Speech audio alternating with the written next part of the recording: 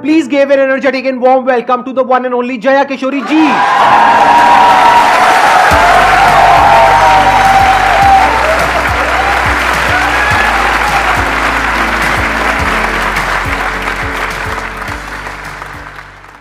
इनकी स्माइल में इतनी पॉजिटिविटी है, आई थिंक इनको कुछ बोलने की जरूरत ही नहीं है। अगर ये पूरे सेशन में यहाँ पर सिर्फ बैठ करके स्माइल करती रहे तो आई थिंक ये सेशन बहुत अच्छा हो जाएगा। इनका एक मोटिवेशनल चैनल भी है। इनफैक्ट आपकी कुछ वीडियोस देख करके मैं खुद मोटिवेट हुआ हूँ, and I am not kidding.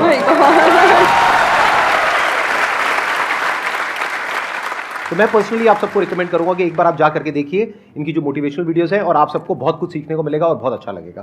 Thank you so much. और आपसे इंस्पायर होकर शायद हमने चैनल खोला है, तो मुझे तो लग रहा है मुझे मिल गया उसका अवार्ड कि आप उसको देखते हैं और सुनते हैं। थैंक यू सो मच, बहुत बड़ी बात है ये। यूट्यूब पे या इंटरनेट पे देखना एक अलग होता है, और जब आप फिजिकली वो चीज़ को फील कर सकते हैं, एक्चुअली एक ऑरा होता है, एक वाइब होता है, वो आपको फेस टू फेस ही मिल सकता है। तो आप सब बहुत लकी है, आज मैं भी लकी हूँ कि मुझे वो ऑरा, वो वाइब महसूस करने को मिल रहा है जो हम यूट्यूब पे ऑल टाइम देखते रहते हैं। और आज तो आप डबल लकी हैं क्योंकि मेरे साथ साथ आपको इनको भी सुनने का मौका मिल रहा है।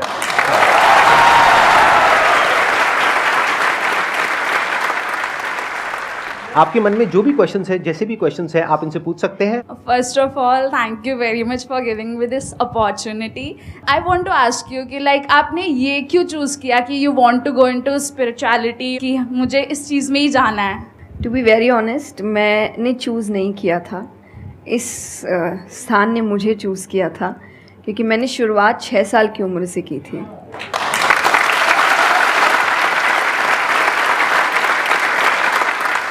उसमें आपको पता ही नहीं होता है कि करियर क्या होता है, काम क्या होता है। तो मैंने कुछ भी सोचा नहीं था, मेरे सामने चीज़ें आती गई, मुझे अच्छी लगती गई और मैं करती गई। और इसीलिए मैं हमेशा कहती हूँ अपने अंदर के बच्चे को ज़िंदा रखिए, क्योंकि वो कभी भी ये नहीं देखता इससे मेरा फ़ायदा होगा, या उसको अच्छी लगती है चीज़ और वो करता है। तो मैंने वो बचपने में मुझे वो चीज़ अच्छी लगी और मैंने उसको किया, और फिर अपने आप ही सामने चीज़ें आती गई, चाहे फिर वो भजन आए, फिर कथा आई, मोटिवेशनल सेशंस आए, जो जो सामने आता गया और जो जो मुझे लगा कि मेरे बस की बात है, मैं कर सकती हूँ, वो मैंने किया। और फिर मुझे पता ही नहीं चला कि कब सिचुएशन कहाँ हो गई। जब मुझे समझने का मौका मिला कि चलो कुछ बनते हैं, मैं ऑलरेडी बन चुकी थी।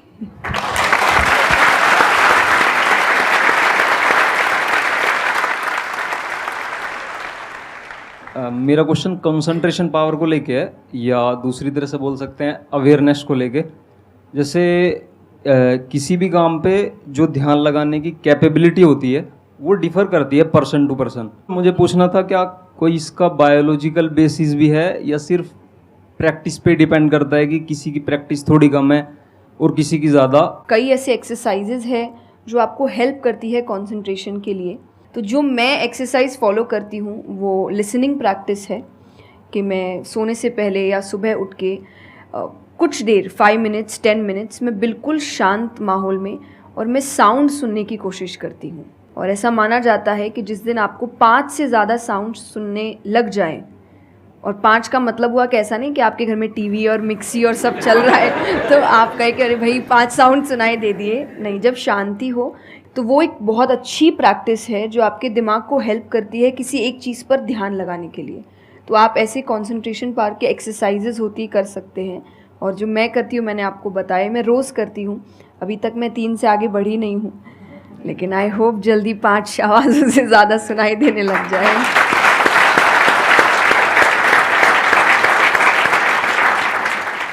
बचपन से जो आपने किया अभी तक वो तो मैटर करता ही है। फॉर एग्जाम्पल, अगर आप बचपन से ही सिर्फ कंप्यूटर पर ही अपना टाइम पास कर रहे हो या मोबाइल पे, जो आजकल बड़ा कॉमन हो गया है, तो आपकी जो कंसंट्रेशन पावर है वो पैसिव वे में तो अच्छी होगी। यानी कि अगर कोई कंटेंट है उसको आप कंज्यूम कर रहे हो तब तो आपका माइंड वहां पर लग जाएगा, लेकिन जब खुद ध्यान लगाने की बारी आएगी तो आप नहीं लगा पाओगे।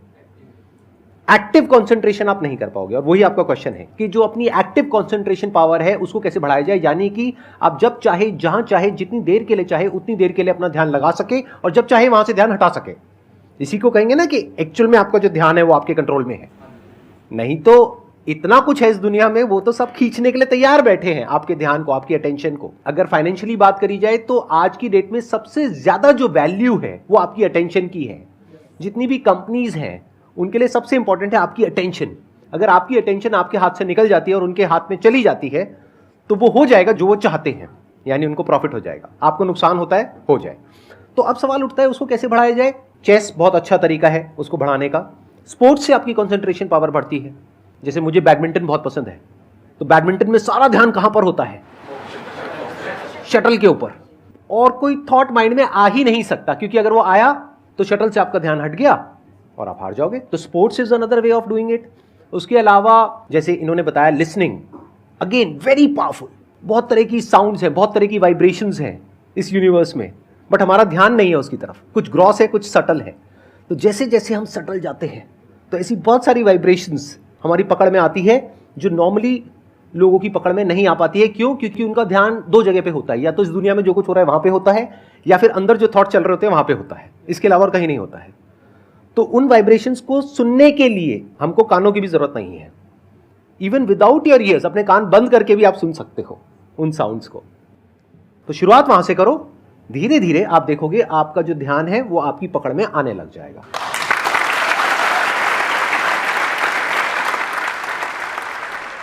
मेरा क्वेश्चन आपसे मतलब दोनों से ही है, वो ये कि हम लोग मतलब आज की सोशल मीडिया वाला ज़माना है तो हम लोग बहुत डिस्ट्रैक्टेड रहते हैं, और जब भी स्पिरिचुअलिटी की बात होती है फैमिली में, फ्रेंड्स में, तो सभी ये कहते हैं कि स्पिरिचुअल अभी होने की ज़रूरत नहीं है, करियर पे ध्यान दो, अभी कौन सा टाइम है, बाद में देख लेना। और हम लोगों के घरों में भी हम देखते हैं। तो मैम ये चीज़ कैसे मतलब उनको कैसे समझाई जाए कि ये चीज़ कितनी इम्पॉर्टेंट है और उसकी इम्पोर्टेंस क्या है? मेरे हिसाब से, और आई थिंक मेरे क्या पूरी दुनिया के हिसाब से, जो भी स्पिरिचुअलिटी को ठीक से समझता है ये यंग एज प्रोसेस ही है। जैसे अगर आप रिलीजियस वे में भी सुने तो भगवान को हम कुछ भी चढ़ाते हैं वो फ्रेश होता है। प्रसाद है, फूल है, कुछ भी एक दिन दो दिन पहले नहीं होता। तो हम खुद इतने पुराने होके क्यों फिर अपने आप को चढ़ाते हैं? जब आप रिजिड हो चुके हैं, जब आपको आगे कुछ काम खास करना नहीं है, आप रिटायर हो चुके हैं, तब आप उस स्पिरिचुअलिटी का करेंगे क्या? आपकी लाइफ में कोई चैलेंजेस होंगे ही नहीं जब सामना करने के लिए। तो स्पिरिचुअलिटी मतलब सिर्फ पूजा पाठ नहीं होता। मंत्र, जैसा मैंने लिसनिंग एक्सरसाइज बताई, वैसे ही मंत्र चैंटिंग भी एक बहुत बड़ी एक्सरसाइज है कि आप मंत्रों का उच्चारण करते हैं मेडिटेशन में, क्योंकि जो पावर, जो वाइब्रेशंस वो साउंड रखते हैं वो आई थिंक दुनिया में और कहीं नहीं है। तो वो आपके करियर के लिए, कंसंट्रेशन पावर के लिए, कॉन्फिडेंस के लिए, मेमोरी पावर के लिए, सबके लिए बहुत अच्छा है। तो आपको यही समझाना है कि आप स्पिरिचुअलिटी का मतलब एक तो पहले ये पर्सपेक्टिव हटा दें कि हम सब त्याग देंगे, हम सब छोड़ देंगे। ऐसा कुछ भी नहीं होता। गीता जी में स्पिरिचुअलिटी का ज्ञान उसको दिया गया है जिसको आगे जाके राजा बनना है। अर्जुन को, उसके पास क्या लग्जरी नहीं है, राज्य नहीं है, पैसा नहीं है, क्या नहीं है। तो अध्यात्म का मतलब कभी भी नहीं होता सब कुछ छोड़ देना, सबके बीच रहना है, पर इस तरीके से रहना है कि वो आप पर हावी ना हो हर चीज़। यही आध्यात्म है, यही स्पिरिचुअलिटी है कि बाहर की चीज़ें यहाँ ट्रबल ना कर सके, बस इतना ही करना है।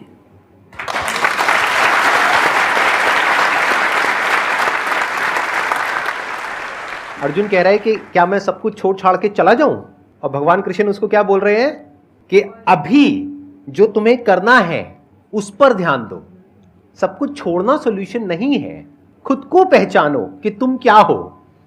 जो प्रॉब्लम की पूरी जड़ थी वहां पर वो ये थी कि अर्जुन भूल गया था कुछ देर के लिए कि वो एक्चुअल में कौन है, जैसे हम भूल जाते हैं। तो भगवान उसको याद दिलाने का काम कर रहे हैं कि तुम एक योद्धा हो, तुम्हारा काम है लड़ना धर्म के लिए। तो भगवान उसको वो ज्ञान दे रहे हैं। ऐसे ही अगर आप एक स्टूडेंट हो तो आपका काम क्या है? पढ़ाई करना। अब आपको देखना है कि उसमें ये जो बातें हैं, इनकी बातें, मेरी बातें, या कहीं भी हमारे जो स्क्रिप्चर्स में बातें हैं, वो किस तरह से आपको काम आ सकती है वो करने में, जो अभी आपकी लाइफ की इस स्टेज में, इस पॉइंट पर आपके लिए करना सबसे इंपॉर्टेंट है। तो स्पिरिचुअलिटी दो तरीके की हो गई। एक वो जो आपको भटका रही है, यानी कि वो लोग जो खुद अच्छे से नहीं समझ पाए स्क्रिप्चर्स को, वो आपको क्या कहेंगे कि सब कुछ छोड़ दो। और दूसरे वो जो एक्चुअल में समझ गए हैं कि क्या बात करी जा रही है, तो वो आपको क्या कहेंगे कि जो भी कर रहे हो उसको करो, अच्छे से करो, पूरे ध्यान से करो, पूरी ईमानदारी से करो, उसमें कोई कमी मत छोड़ो, क्योंकि यही आपको हेल्प करेगी लाइफ में आगे कुछ भी करने के लिए। अगर आज आप अपने काम को ढंग से नहीं कर पा रहे, तो कल अगर स्पिरिचुअलिटी में आपको कोई इंक्वायरी करनी है, स्क्रिप्चर्स को समझना है, क्या वो आप ईमानदारी से कर पाओगे? आप अगर अपना काम ठीक से कर रहे हैं, आपके इंटेंशंस अच्छे हैं, आप ऑनेस्ट हैं, आप पेशेंस रख रहे हैं, आप स्पिरिचुअल हैं। तो इसीलिए आपको बस अपना काम, जो उन्होंने सही कहा, एकदम ठीक से ईमानदारी से करना है। क्योंकि अगर यहाँ ईमानदार नहीं, क्योंकि जो आपका काम है, तो फिर कहीं और तो ईमानदारी की फिर बात ही क्या कर सकते हैं हम।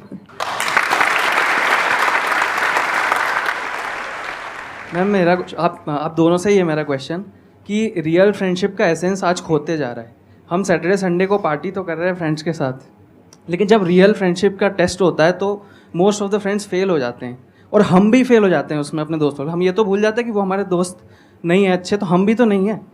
तो ये चीज़ हम रियल फ्रेंडशिप को आज कैसे वापस उसके एसेंस को रीजनरेट करें और खुद भी दूसरों के अच्छे दोस्त बने? दोस्ती बहुत बहुत ज़रूरी होती है, और इस पे भी मेरा एक छोटा सा वीडियो है कि आप फ्रेंड्स को आइडेंटिफाई कैसे करें, या वही जो क्वालिटीज़ है वो खुद में भी कैसे लाएं।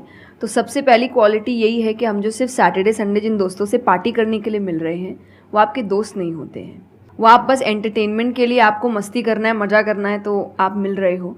लेकिन एक्चुअल जो आपके दोस्त होते हैं ना, वो आपको भी सिखाते हैं, आप उनको भी सिखाते हैं, वो आपके साथ ग्रो करते हैं। और जैसा आपने कहा एसेंस, जैसे मैं मेरे पेरेंट्स के जो दोस्त हैं, सालों से इक्के दुक्के हैं, लेकिन अभी तक हैं। और अभी भी हम कई बार ऐसा लगता है कि आप ऐसे कैसे बात कर रहे हो उनसे, तो वो कहते हैं हमारे दोस्तों को अपने दोस्तों जैसा मत समझना कि हम एक दो बोल देंगे या एक दो चीज़ें हो जाएंगी और हमारी दोस्ती टूट जाएगी। हमारी दोस्ती इस चीज़ पर नहीं बनी है। वो अगर महीनों भी एक दूसरे से नहीं मिल रहे हैं, या एक साल तक भी उन्होंने बात नहीं की है, वो एक साल बाद भी फ़ोन करते तो वो वैसे ही होते जैसे वो एक साल पहले थे, जहाँ उनकी बात छूटी थी, बिल्कुल वैसे। तो सबसे पहली चीज़ कि यही कि ज़रूरी नहीं है आपको अपने दोस्तों से हर एक इंटरवल में मिलना है, तभी आपकी दोस्ती कायम रह सकती है। क्योंकि अब लोग आगे बढ़ रहे हैं, बिज़ी हो रहे हैं, काम कर रहे हैं, दूसरे शहरों में पढ़ने जा रहे हैं। अगर आपकी दोस्ती सिर्फ मिलने मिलाने से और मस्ती करने से, तो वो दोस्ती नहीं है।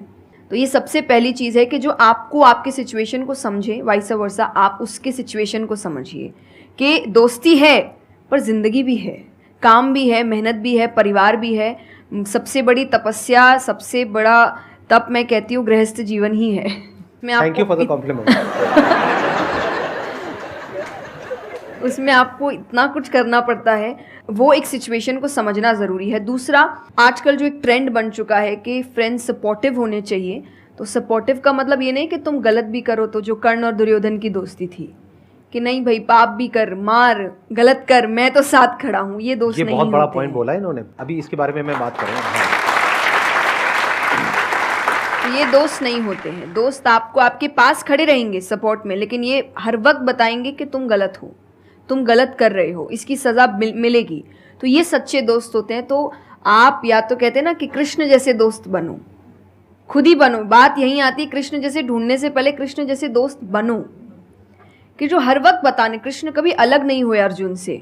जब वो कहने लगा कि मैं नहीं लड़ सकता, ये नहीं, उन्होंने उस वक्त बहुत डांटा कि क्षत्रिय है, ये तरीका है बात करने का, ऐसे बोलते हैं, तो इतना बड़ा महाबाहु है, बड़े बड़े नाम बताए, याद दिलाया कि तुम कितने अच्छे हो। तो सबसे बड़ा दोस्त का आई थिंक क्वालिटी यही है, जो सपोर्टिव है लेकिन गलत चीज़ों में नहीं है, वो हर वक्त सही के लिए आपके पास खड़े हैं। और तीसरा जो मैं सबसे अच्छा कहती हूँ कि आपकी और उनकी मेंटालिटी मैच होनी चाहिए। आपको ये समझना है कि अगर मेंटालिटी एक नहीं होगी, तो भले ही आप अपने पेरेंट्स को कितना ही कह ले कि हम कुछ नहीं करेंगे, अरे हम तो सिर्फ घूम रहे हैं, अरे हम वैसा कुछ नहीं करेंगे, करोगे, एक ना एक दिन ज़रूर करोगे, क्योंकि ये ह्यूमन नेचर है। आप जिसके साथ ज़्यादा समय बिताते हो, धीरे धीरे उसकी क्वालिटीज़ कुछ आपके अंदर आती है। तो ज़रूरी है कि वो बिहेवियर, वो पैटर्न, वो मेंटालिटी, वो माइंडसेट मैच होनी चाहिए दोनों की, तभी आप एक साथ ग्रो कर सकते हैं। वरना वही सैटरडे संडे मिलना और ज़िंदगी ख़राब करना, यही हो पाएगा बस। Excellent point. ये समझना इतना इंपॉर्टेंट नहीं है कि दोस्ती क्या है, ये समझना ज़्यादा इंपॉर्टेंट है कि दोस्ती क्या नहीं है। अगर आपका जो दोस्त है वो कुछ गलत कर रहा है, तो उसका साथ देना दोस्ती नहीं है। क्योंकि अगर आप गलत में भी उसका साथ दोगे तो वो और पावरफुल हो जाएगा, वो और बड़ा गलत काम करेगा। मानो आपका दोस्त पी करके गाड़ी चला रहा है, तो दोस्ती ये नहीं है कि उसको बोलना कि हाँ चल कर कर कर कर कोई नहीं, और बड़ा और बड़ा और बड़ा नहीं। उस वक्त क्या बोलना, गाड़ी रोक, मैं उतर रहा हूं। अब उसके बाद आपका क्या होगा वो बाद में देखेंगे, वो डिपेंड करता है कि आपको कहाँ उतारा उसने। जो इन्होंने एग्जाम्पल दिया दुर्योधन वाला, बहुत इंपॉर्टेंट है वो समझना। ऐसे लोगों से दूर रहो, ये दोस्ती है। दोस्ती को तोड़ देना दोस्ती होता है बहुत बार। कई बार लाइफ में ऐसा पॉइंट आ जाता है जो एक धर्म संकट के जैसा होता है, जहां पर जा करके आपको साफ नजर आ रहा होता है कि ये जो इंसान है ये सिर्फ अपना ही नहीं मेरा भी सर्वनाश कर देगा। ऐसे लोगों को छोड़ देना दोस्ती है। फिर अगर उसके अंदर इंसानियत वापस से जागती है तो वापस से वो अगर आपके पास में आता है तो ठीक है, नहीं आता है तो कोई बात नहीं, छोड़ दो ऐसे दोस्त को। तो बड़े ध्यान से चुनना अपने जो दोस्त हैं। जो इन्होंने कहा संगति बहुत इंपॉर्टेंट है लाइफ में, इसीलिए पहले के जमाने में सत्संग की इतनी वैल्यू होती थी। हर घर में एक सत्संग हॉल होता था एक जमाने में। आज जैसे हम सत्संग का नाम सुनते हैं हमारे माइंड में कुछ और ही आने लग जाता है। सत्संग मतलब सत्य के संग। सत्य मतलब वही जो इन्होंने कहा कि जब कोई सही रास्ते पे चल रहा है तो उसका साथ देना, और कोई झूठ के रास्ते पे चल रहा है, कोई गलत काम कर रहा है तो उसका साथ छोड़ देना। तो सत्य के साथ रहना।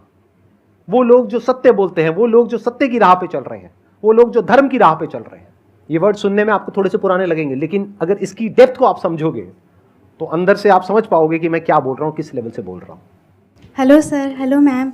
मैम मतलब कई बार हम सुनते भी हैं, बहुत जगह देखते हैं, और कई बार बहुत बार हम पढ़ते भी हैं। मैम मुझे ये पूछना है कि मैम भक्ति क्या है, मतलब भक्ति क्या होती है? आज ये ज़माना अलग हो गया है कि भगवान से भी लेन देन का मामला चल रहा है कि आप मेरा ये काम कर दो तो ये हो जाएगा, और काम एक भी नहीं हुआ तो भगवान बदल ले, कि भाई कहीं और माथा टेकते हैं, यहाँ तो काम हो नहीं रहा। तो ये भक्ति नहीं होती।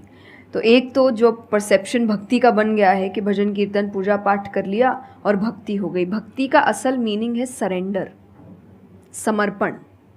और समर्पण व्यक्ति कब करता है? जब पहला चीज़ विश्वास होता है कि वो जो भी करता है वो सही करता है। मुझसे कई बार लोग पूछते हैं कि आप बहुत ज़्यादा डिप्रेशन में नहीं जाते, या कोई आपने सब कुछ देखा है, चाहे स्ट्रगल है, इंसल्ट है, रिजेक्शन है, हर फील्ड में हर चीज़ होती है। अगर आप आगे बढ़ रहे हैं, कोई पोजीशन पे जाने की कोशिश करें तो आपको इनका सामना करना पड़ेगा। ये ज़िंदगी के साथ आता है तो आपको सामना, लेकिन मुझे कभी दिक्कत नहीं दी ये चीज़ें। क्यों? क्योंकि जो मैंने कहा समर्पण, मुझे पता है कि एक ऐसी शक्ति ऊपर बैठी है जो मेरा बुरा नहीं चाहती। तो कई बार बुरी चीज़ें भी मेरी ज़िंदगी में हो रही है, मुझे पता है वो मेरे अच्छे के लिए है क्योंकि वो कर रहा है। तो ये समर्पण, ये भक्ति है। तो ये आपको हारने नहीं देती। क्यों हारेंगे आप? क्योंकि आपको पता है ना कि वो हारने देगा नहीं।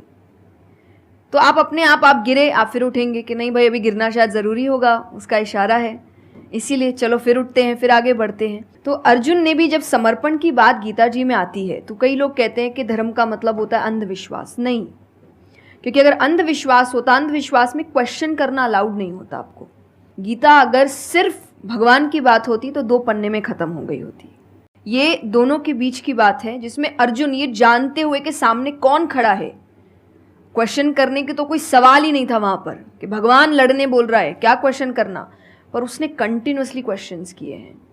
पर उसका भी नाम आया था समर्पण, कि वो समर्पित होकर क्वेश्चन कर रहा था कि ये जो खड़ा है ये मेरे हर सवाल का जवाब जानता है, ये मुझसे कभी कुछ गलत काम नहीं कराएगा। लेकिन इसका मतलब ये नहीं कि मैं अपनी जिज्ञासा बाहर नहीं निकालूंगा, मैं अपने क्वेश्चंस पूछूंगा।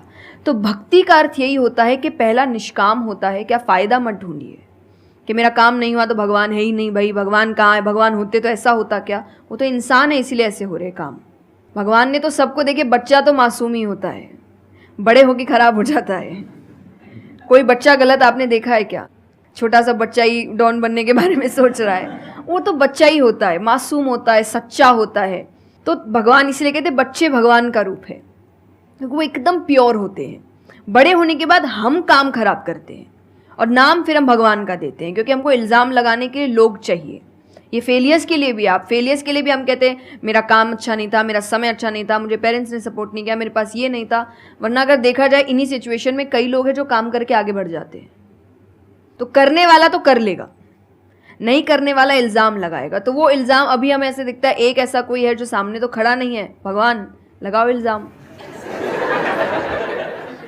एक फ़ोटो है ना इंटरनेट पे कि भगवान खड़े, छोटी बच्ची खड़ी है, छोटी बच्ची के हाथ में एक टेडी बेयर है, तो भगवान वो मांग रहे हैं और वो बच्ची बोली मुझे बहुत अच्छा लगता है, मुझे नहीं देना। उसको नहीं पता कि भगवान के पास पीछे एक बड़ा सा टेडी बेयर रखा है और भगवान उसको कह रहे कि बस दे दो और मुझ पे विश्वास रखो कि वो दे दो छोटी चीज़ जो तुमसे आपको वो बुरी लग रही है उस वक्त कि मेरे साथ गलत हो गया या मेरा छोटा काम नहीं हुआ, मैंने तो इतनी पूजा की थी, इतना काम किया था, शायद तुम उस काम के लिए नहीं बने हो, तुम और बड़े चीज़ के लिए बने हो।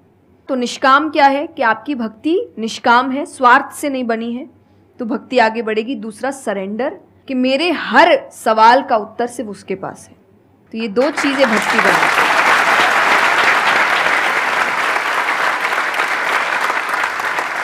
मेरा मन कर रहा है कि मैं बैठ करके बस आराम से आपको सुनता रहूं, मेरे को इतना अच्छा लग रहा है। आप प्लीज़ थोड़ा सा और बोलिए इसके बारे में, भक्ति के बारे में। मुझे सही में बहुत, कितने लोग चाहते हैं कि थोड़ा और बोले?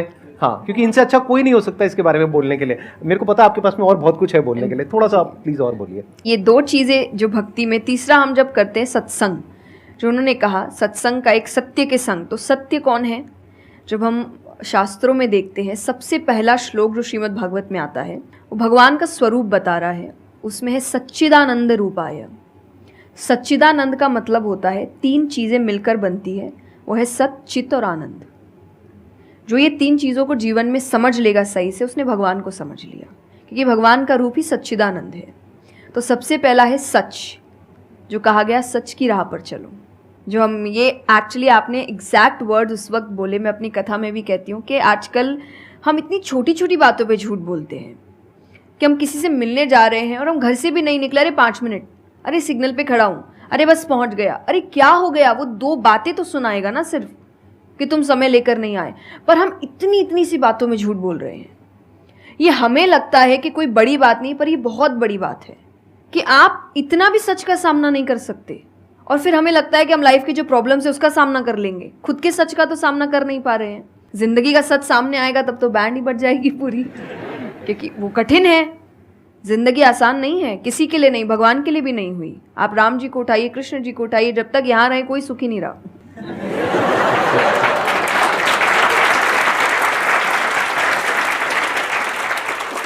तो सुखी तो कोई नहीं रहा यहाँ पर, आपको सुख खुद ढूंढना पड़ता है, आपको अपना जीवन खुद निकालना पड़ता है अपने चॉइसेस को लेकर। तो इसीलिए पहला सत है। दूसरा चित है, अवेयरनेस। हम अवेयर नहीं हैं चीज़ों को लेकर, हम इग्नोर करते हैं। अवेयरनेस और इग्नोरेंस ये ऑपोजिट्स हो गए कि आप कोई भी चीज़ आपको समझ नहीं आ रही है, नहीं है।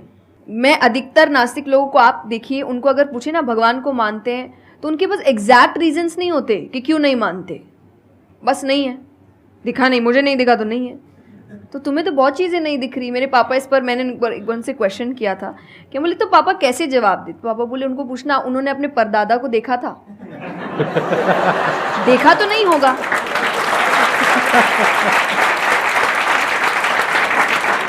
सुना है, दादा से सुना है, पापा से सुना है कि थे, मैंने तो नहीं देखा, तो मैं बोल दूं वो थे ही नहीं। कुछ तो सच्चाई होगी, उसको ढूंढने की कोशिश करो। मैं धर्म के लिए हमेशा कहती हूँ कि आपको ढूंढना पड़ेगा। भगवान, मेरे पापा ने मुझे एक बात कही थी, भगवान मानने की चीज़ है, जानने की नहीं। जानना क्या होता है? पहले इस्तेमाल करें फिर विश्वास करें।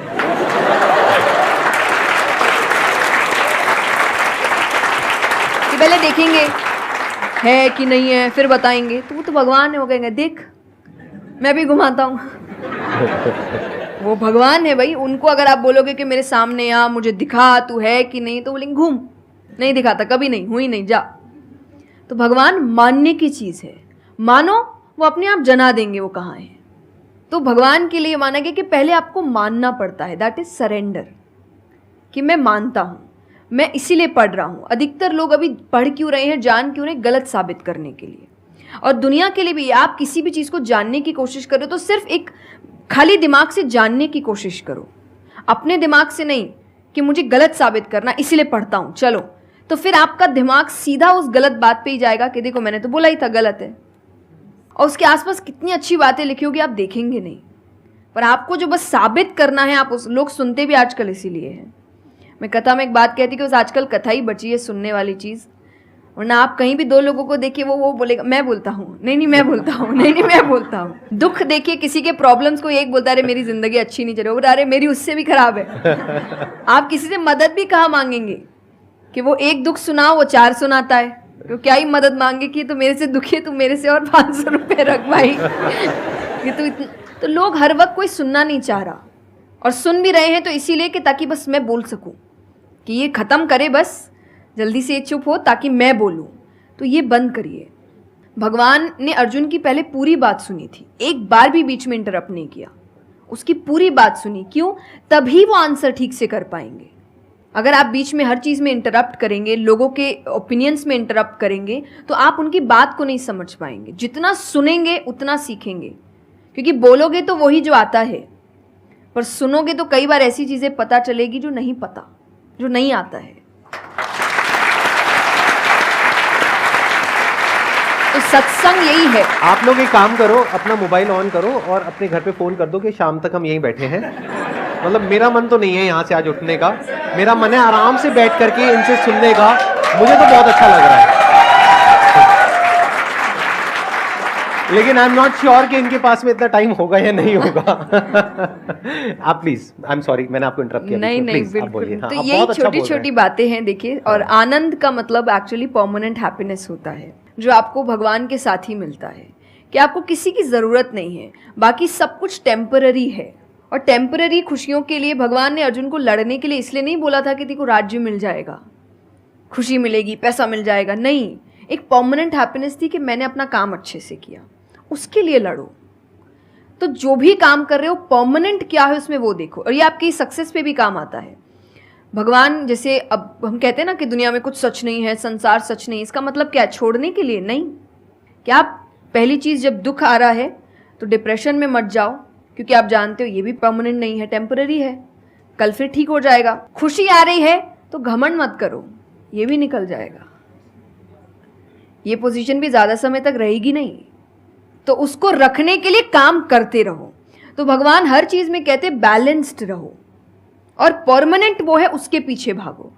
तो आप अपने आप ही जो दिखावे की दुनिया है, करते हम सब है और सब कुछ करना चाहिए लाइफ में, सब एंजॉय करिए, पर अगर उसको जानते हुए करोगे कि परमानेंट नहीं है, तो जैसा मैंने कहा वो यहाँ जाएगा नहीं।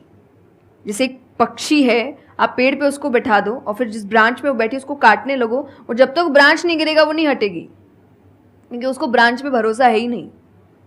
उसको पता ये रहेगा ना, उसको अपने पंखों पे है कि वो जैसे ही गिरेगा मैं उड़ जाऊंगी।